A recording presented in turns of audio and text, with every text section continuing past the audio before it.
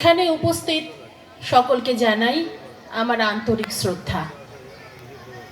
আমার আজকের নিবেদন কবি মন্দাক্রান্তা সেনের লেখা বসন্ত উৎসব।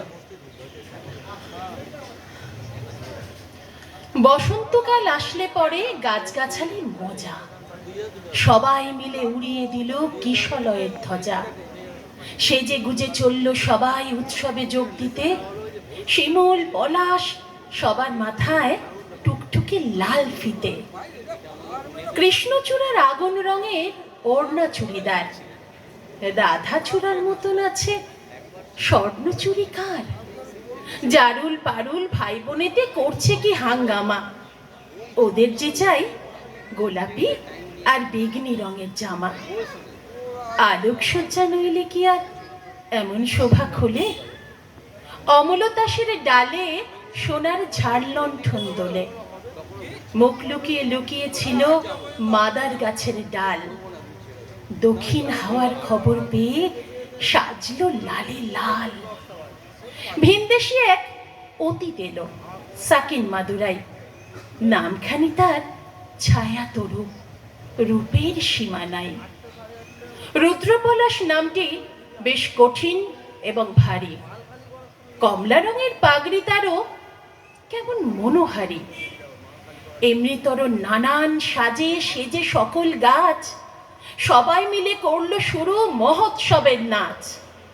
নাচে গানে খুশির টানে উঠল সবাই মেতে। কেউ দেখেনি দূরের মাঠে কে ছিল উঠ পেতে। হিংসুটে এক কালবৈশাখী হঠাৎ এলো তেরে, ঝাঁপিয়ে পড়ে গাছগাছালির সজ্জা নিল কেড়ে। ফেললো ছিঁড়ে নতুন জামা, ঝাঁকিয়ে দিল চুল, পথের ধুলায় লুটিয়ে দিল সদ্য ফোটা ফুল। ধ্বংসলীলা সাঙ্গ করে উধাও হলো শেষে। কেন এমন দুঃখ এলো হাসি খুশির দেশে?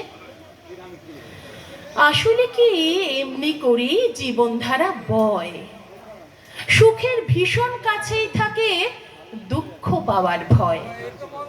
ফুল ফোটানোর মাসেই আসে কালবৈশাখীর হানা, বিপদ কোথায় লুকিয়ে আছে যায় না তাকে জানা।